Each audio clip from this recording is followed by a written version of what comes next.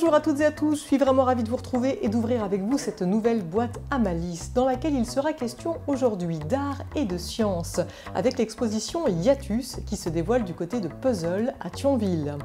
À 2 pas de là, au Luxembourg, nous irons faire un tour à la Rocale d'Esch-sur-Alzette où les premiers concerts tests ont eu lieu. Étienne, notre historien rocker, s'intéressera quant à lui à la prison de Metz, tandis que nous vous donnerons quelques idées de lecture. Mais tout de suite, nous allons pousser les portes d'un lieu enchanteur, Émerveille, un lieu de vente et de location de mobilier et vaisselle vintage, mais pas que. Allons y faire un tour de ce pas. Bienvenue dans la boîte à malice.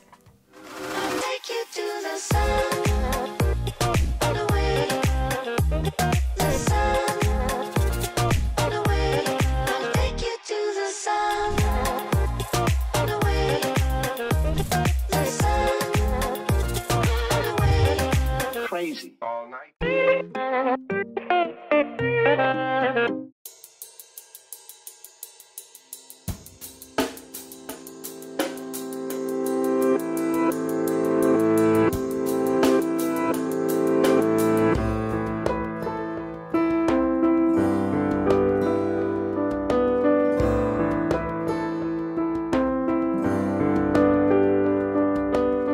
Émilie, bonjour. Bonjour. Merci beaucoup de m'accueillir ici dans votre caverne d'Ali Baba, Émerveille, à Osny, un showroom dans lequel vous mettez à disposition du mobilier vintage, de la vaisselle, des objets de décoration, et cela pour les particuliers, également les professionnels. C'est ça. On va y revenir dans quelques instants.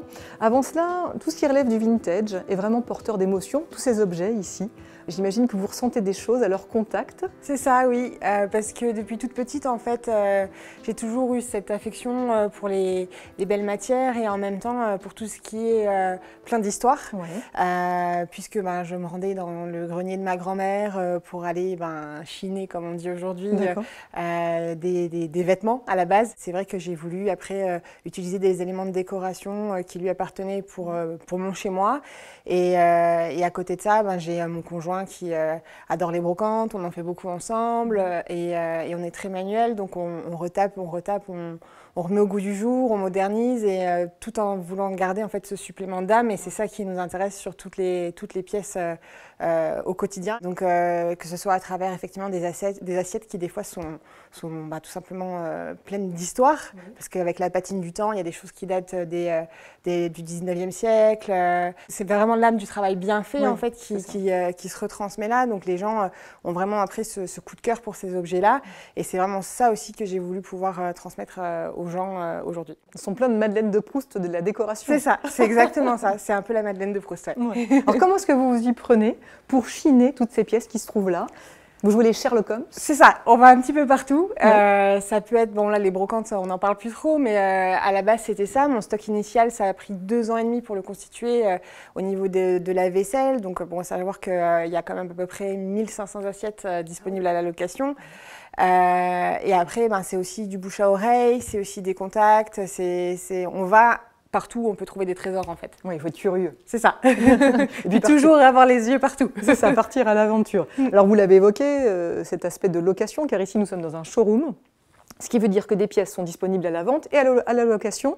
C'est-à-dire que si moi j'ai envie d'organiser un anniversaire, un mariage, si j'ai un tonton qui tient un magasin, qui a envie de décorer sa boutique, il peut faire appel à vous. Comment ça se passe? Eh ben, je viens, je dis, j'ai envie de louer de la belle vaisselle, j'ai envie de louer de la belle décoration pour avoir un effet waouh. Et du coup, comment ça se passe? La personne vient, elle nous dit quel thème elle aurait éventuellement envie d'avoir. Ça peut être des choses plus chics, ça peut être des choses un petit peu plus, alors j'aime pas ce terme, mais un peu plus rustiques. Vous aimez dépareiller aussi, c'est ce qui fait un peu votre c'est le concept. C'est vraiment ça. Ouais, le principe. C'est ce qui modernise en fait. L'art du dépareillement. Voilà, c'est ça. C'est vraiment pour redonner ce peps en fait à toute la vaisselle ancienne. C'est vraiment le principe du sur-mesure depuis le début. C'est ce à quoi on se tient. On n'a pas envie de faire des forfaits qui sont pas modulables parce qu'on a envie que ça corresponde toujours aux gens et aux jolis moments qu'ils ont envie de célébrer.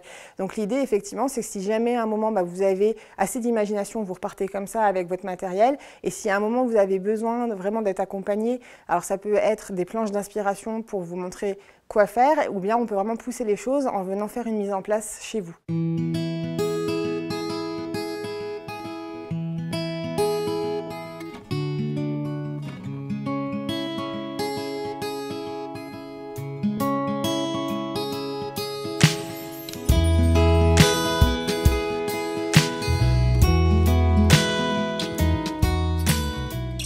Un mot, Émilie, maintenant sur toute cette vaisselle là qui se trouve autour de vous et que donc vous proposez à la location. On parlait de 1500 pièces tout à l'heure, chinées. Ça veut dire que vous pouvez nourrir 1500 personnes? Non, alors on va pas aller jusque-là. On s'est restreint volontairement à 120 personnes pour permettre de proposer en fait une prestation toujours qualitative. On n'ira jamais au-delà de ce qu'on peut faire parce qu'une mise en place, ça demande beaucoup de temps et c'est beaucoup aussi de préparation en amont. Bien sûr, oui. Voilà, quand on voit tout le travail de ces verres, tout ce qui est un petit peu ciselé, qui change vraiment de ce qu'on voit maintenant. C'est même pas une question de provenance, c'est vraiment juste après la ligne en fait que ça va créer et le charme que ça va créer qui fait que du coup, en fait, sur une table, il n'y a même pas besoin d'énormément de décoration. Et c'est ça qui rend un peu le moment magique. Que ce soit donc du coup ces verres-là, que ce soit la vaisselle dorée par exemple qui est juste là. On peut la voir par exemple quand on voit cette ligne, ce dessin qu'on mélange après avec d'autres, mais en dépareillé, et en fait ça prend tout son sens parce que c'est comme une poésie.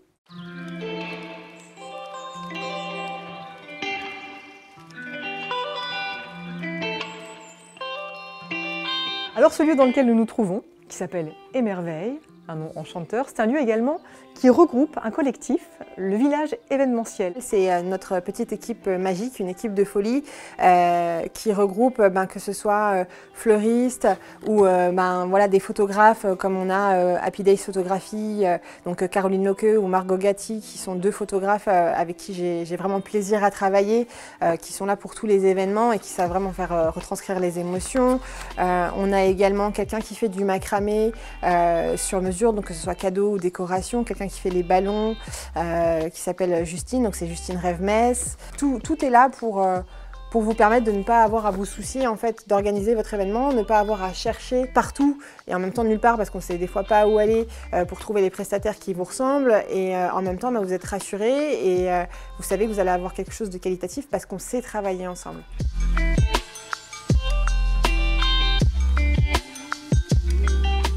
Alors moi, mon anniversaire est passé déjà. En revanche, j'ai repéré 2-3 choses que j'aimerais bien acquérir. Oui. C'est possible aussi ça? On a ce petit corner dédié pour justement permettre aux gens d'acquérir des produits qui sont propres à ces artisans et à ces créateurs et qui ont ce supplément d'âme même en neuf parce qu'en termes de matière, on choisira toujours quelqu'un qui fait du Made in France, toujours quelqu'un qui fait ça de façon éthique et toujours quelqu'un qui est local. Donc, par exemple, on a les vaisselles en terre de fer qui sont très demandées et qu'on dépareille, on crée des sets sur mesure avec ce genre d'assiette. Ça, c'est vraiment comme on peut dire la Madeleine de Proust en fait des gens.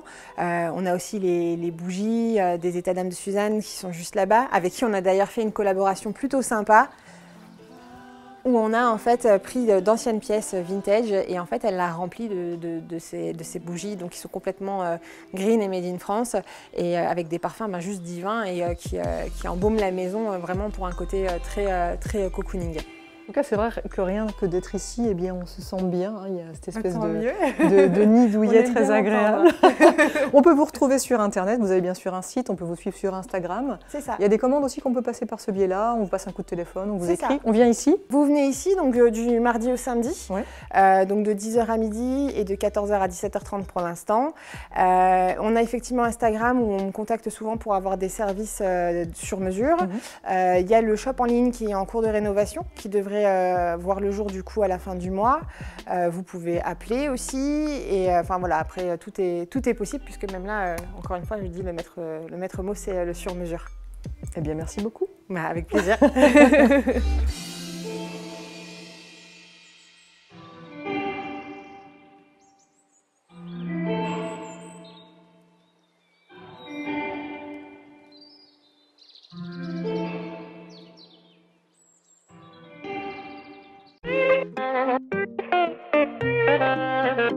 Dans notre boîte à idées aujourd'hui, on retrouve une invitation à rapper avec le retour du tremplin Buzz Booster. Alors si vous êtes rappeuse, si vous êtes rappeur, si vous avez envie de vous produire sur scène, n'hésitez pas à vous inscrire pour les sélections Grand Est qui peut-être pourront vous mener en finale. Une finale qui pourra vous permettre de décrocher une aide à la production et une tournée d'une valeur de 15 000 €. Vous avez jusqu'au 28 février pour vous inscrire. Good luck!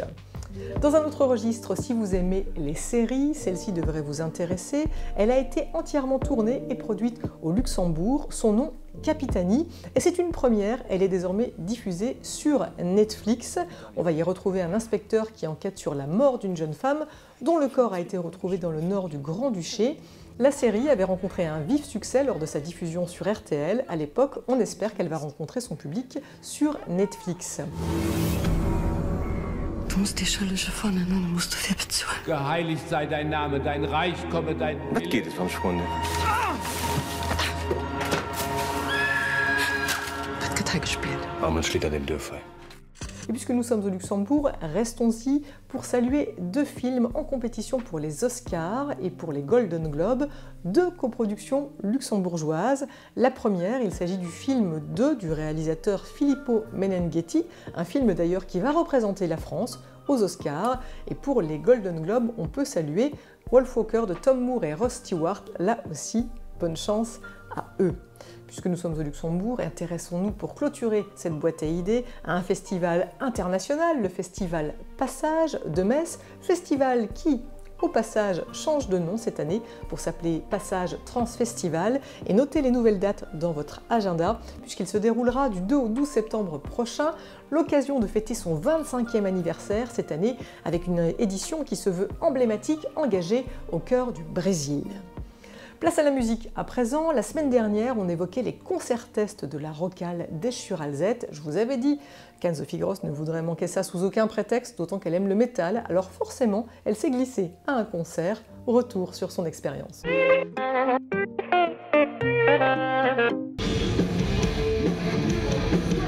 Ça faisait bien longtemps que les guitares n'avaient plus résonné dans cette salle, alors forcément, dès les premières notes, c'était un peu l'euphorie, même pendant les balances, car depuis 1 an, les passionnés, les artistes et tous les acteurs du milieu musical sont orphelins de concerts. Mais l'espoir s'est ravivé grâce au concert-test organisé en Europe. Samedi, c'était le 4e de la série Because Music Matters, organisé par la Rocale, et jusque-là, le bilan était plus que positif. Je suis très content, je suis très satisfait de voir effectivement non seulement la vie retourner à la Rocale, mais également que le concept il fonctionne.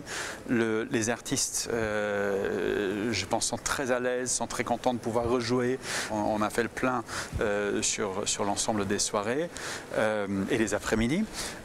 Donc jusque-là, ça se passe vraiment très très bien. Forcément, les conditions d'accès au concert étaient très strictes, public assis, respect des distances de sécurité, port du masque obligatoire, mais le plus important, test antigénique et PCR réalisés juste avant le concert dans un centre installé spécialement pour l'occasion.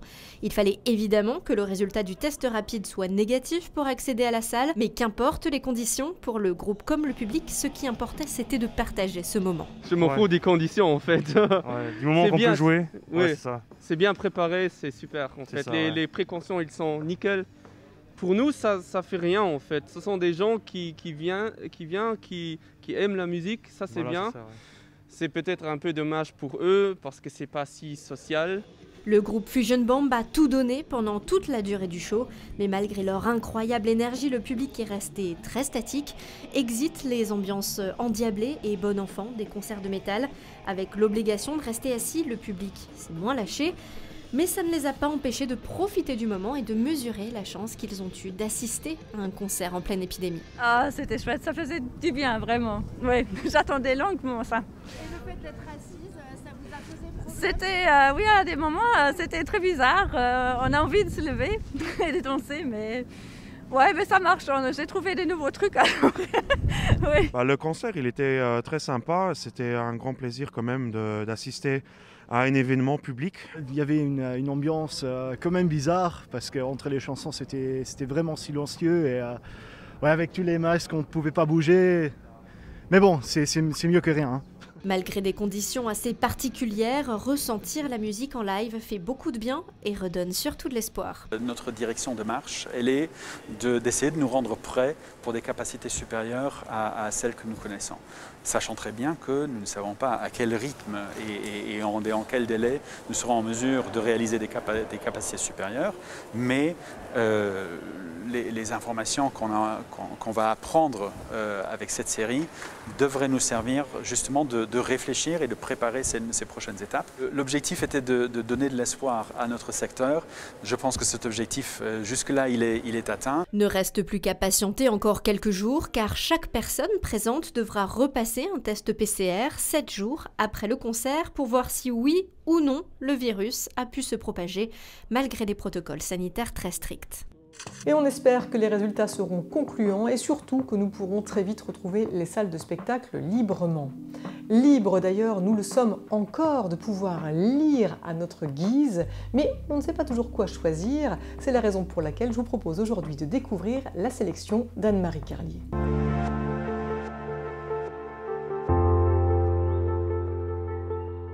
C'est jamais facile de présenter de la poésie. C'est un recueil chez Galilée.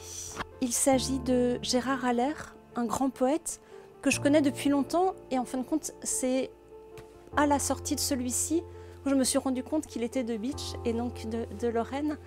Alors, la poésie, c'est pas toujours évident, comme je le disais. Et là, c'est sidérant. Il y a deux parties, deux textes qui s'embriquent. Le premier, le titre d'ailleurs, c'est München. Alors moi, je ne suis pas germaniste, donc, et la première partie, c'est Heim, donc le pays natal. Et la deuxième partie sera plus sur une période d'extermination. Donc c'est puissant. Les mots sont là, les morts aussi. C'est presque un chant et ça pourrait presque être un kaddish. C'est vraiment, je crois que j'en ai la chair de poule. Voilà, il faut se laisser porter par les mots. La première partie a des images aussi. Je vous lis. Va maintenant, va et salut. Il n'est pas bon d'être sans âme, vide de pensées mortelles, mais le dialogue est bon, et de dire la vie du cœur, d'entendre le récit nombreux des jours de l'amour et des actes qui furent. C'est chaque jour, tu disais. Saluer, il faut. Tout le séparer. Ciel et terre. Oui, fleuve, herbe, arbre, etc. Et chaque animal de la terre, visage par visage, vivant et mort, qui revient avec nous dans la lumière et tremble. Un temps devant nous et part. Ce tremblement, chaque fois, d'un pour l'autre, et c'est là de nouveau le cœur nombreux de nous. Voilà, c'est très... Je crois qu'après, il y a le silence, je pense. Gérard Haller, München, chez Galilée.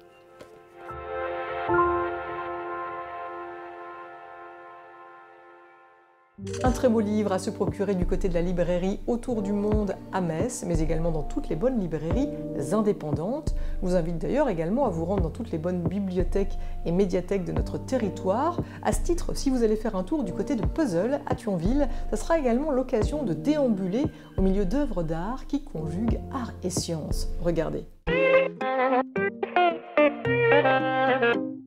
Les robots ont-ils du talent? Les machines vont-elles nous remplacer? Quid de l'intelligence artificielle? Ces questions qui nous traversent, une douzaine d'artistes venus de toute la France se les sont également posées. Réunis dans le cadre de l'exposition Hiatus, proposée par Puzzle et le Centre Jacques Brel de Thionville, ils ont conjugué art et science à tous les temps. Ces nouvelles technologies sont de plus en plus présentes dans nos vies. À la fois, elles fascinent, elles suscitent de l'intérêt et elles nous effraient aussi. Donc l'idée, c'est vraiment d'avoir une réflexion autour de ces technologies qui se développent de plus en plus, qui sont très intrusives dans nos vies. Intrusives au point d'imaginer que des robots puissent devenir des peintres à leur tour, comme ici avec cette installation théâtrale inspirée des vanités peintes au XVIIIe siècle et signée par l'artiste de renommée internationale Patrick Tresset.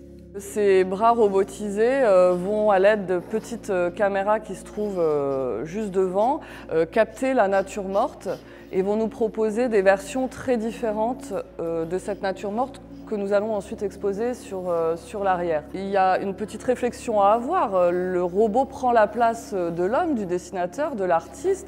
Est-ce qu'on va considérer ça comme une œuvre d'art ou pas ? Et puis il y a un côté un petit peu voilà, ludique et interactif, on va dire. Avec ses robots dessinateurs inlassables, Patrick Tresset a souhaité renvoyer à la futilité du monde. Car avec Hiatus, chacun apporte un axe de réflexion différent, laissant tantôt pointer de la poésie ou un grain d'ironie, en dénonçant par exemple la peur suscitée par le mythe de la créature qui échapperait à son créateur. Ma manière d'en rire, ça a été de punir un robot préventivement pour tous les autres, puisqu'on nous annonce qu'ils vont se retourner contre les humains. J'essaye d'en rire et de fabriquer comme ça un petit tremplin humoristique pour faire en sorte que les gens essayent d'atterrir avec moi autour des questions de quel est le niveau d'automatisation qu'on souhaite vraiment dans notre société, à quel point nous, on a envie de s'automatiser dans nos cerveaux, dans nos fonctions, dans nos interactions sociales. S'interroger sur notre école aussi, réinventer le contrat social et en attendant de trouver les réponses, s'attendrir devant ce robot puni pour le présage d'une désobéissance future. À quelques pas de là, c'est le climat dont on s'inquiète et plus précisément la disparition de la cryosphère. C'est une installation qui a pour but d'essayer de trouver l'iceberg ou le prototype d'iceberg qui mettra le plus longtemps à fondre. Et donc la machine travaille à l'aide d'un algorithme, donc un algorithme génétique, qui va permettre de faire de la sélection naturelle, de tester des icebergs au fur et à mesure des process, de les sculpter et de les améliorer au fur et à mesure des générations, en fonction des résultats obtenus de la génération précédente d'icebergs qui sont testés. Alors, faut-il aller vers les technologies pour réparer le climat ? Les pistes de réflexion sont lancées. Puzzle ouvre ses portes au public scolaire sur rendez-vous et propose également de nombreux événements en ligne, tels que des conférences ou des tables rondes, histoire de poursuivre le débat. L'exposition Hiatus est à découvrir donc du côté de Puzzle à Thionville et vous l'avez entendu, allez faire un tour sur le site internet pour vous tenir au courant des différents événements qui se rapportent à cette exposition. Que devient Étienne Martin? Ne serait-il pas passé derrière les barreaux? Non, en fait je crois pas, mais en tout cas aujourd'hui une chose est sûre, il s'est intéressé à la prison de Metz. Bonjour, aujourd'hui je vais vous présenter un patrimoine qui est complètement méconnu, c'est le patrimoine carcéral. Alors je suis devant, vous le voyez, la prison de Metz, on dit la prison, la maison d'arrêt, le nom exact c'est centre pénitentiaire, puisque ça comporte des quartiers différents, à savoir une maison d'arrêt pour les hommes, plus de 300 places, une maison d'arrêt pour les femmes, une vingtaine de places, et puis un quartier pour les mineurs, un quartier pour la semi-liberté ou pour les peines aménagées. Voilà, donc ce centre pénitentiaire il a été construit en 1979, et vous serez en droit de vous demander, exactement comme moi, est-ce que vraiment c'est du patrimoine? Vous voyez, est-ce que ça mériterait d'être conservé? C'est le patrimoine carcéral et aujourd'hui, vous voyez, plus personne ne conteste le fait qu'il faut conserver certaines prisons, par exemple du 19e, au titre de l'exemple. Et le centre pénitentiaire derrière moi, eh bien, mérite peut-être d'être au sein de ce patrimoine. Alors évidemment, c'est la prison la plus récente. Auparavant, Metz avait les prisons plus anciennes, qui étaient au début place Sainte-Croix, à l'hôtel de ville. Ensuite, durant un certain nombre de décennies, rue Saint-Jean-Goulf, il y a aussi eu des prisons militaires, rue Maurice Barrès. Et il faut savoir que toute cette évolution des prisons, de ce patrimoine carcéral, eh bien, a permis aussi de comprendre l'évolution tout simplement des conditions de détention. Et il faut savoir qu'à Metz, par exemple, grâce à l'occupation allemande de la fin du 19e siècle, eh bien, Metz se place alors à ce moment-là à la pointe des prisons et notamment en créant dès 1893 les premières cellules individuelles. Et donc ça, c'est une véritable avancée de Metz qui, par la suite, évidemment, sera reprise en France. Alors, la maison d'arrêt qui est derrière moi, le centre pénitentiaire, évidemment, n'est pas très beau. C'est une architecture qui est fonctionnelle. Il y a des barreaux, vous voyez les fenêtres, il y a des brises-vues. Le but, c'est de limiter la communication. Bien sûr, c'est une architecture qui ne mérite peut-être pas aujourd'hui l'admiration, mais qui sait si dans 100 ans, dans 200 ans, eh bien, on ne considérera pas ça comme un élément du patrimoine important de la ville de Metz. Si vous voulez en savoir plus sur l'histoire des prisons de Metz, je vous renvoie vers un excellent ouvrage qui est paru en 2009 aux éditions Serpenoise, écrit par Christian Carlier, sur tout simplement l'histoire des prisons de Metz, de l'Ancien Régime à nos jours. C'est noté, merci beaucoup Étienne et on te retrouve dans 15 jours où cette fois tu vas mener la vie de château. L'heure est déjà venue de refermer cette boîte à malice. Je vous propose de le faire en musique avec aujourd'hui l'auteur-compositrice-interprète Mira Sethi, dont je vous ai déjà souvent parlé. D'ailleurs, à ce titre, vous pouvez la retrouver sur notre site internet dans son live insolite sur le www.viamoselle.tv. Aujourd'hui, Mira Sethi a collaboré le temps d'une nuit noire avec le compositeur Fabrice Bonny. Cela donne une vidéo complètement enchanteresse, un titre très poétique et plein de douceur. Ça fait du bien. Allez, bye bye. L'espace d'un instant, je prends, je suis dedans, juste un instant. L'espace me comprend un instant, juste dedans, je suis l'instant.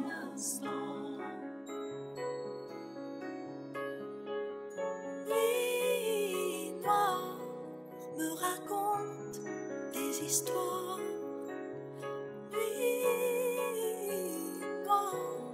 Me raconte des regards croisés par-delà des milliards d'années, des milliards de lumières. L'espace d'un instant, je comprends, l'espace me comprend un instant.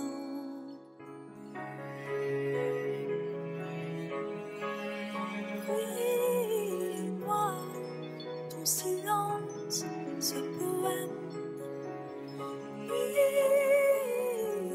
moi me ramène à moi-même, toujours allumé comme un phare dans le jour qui m'égare.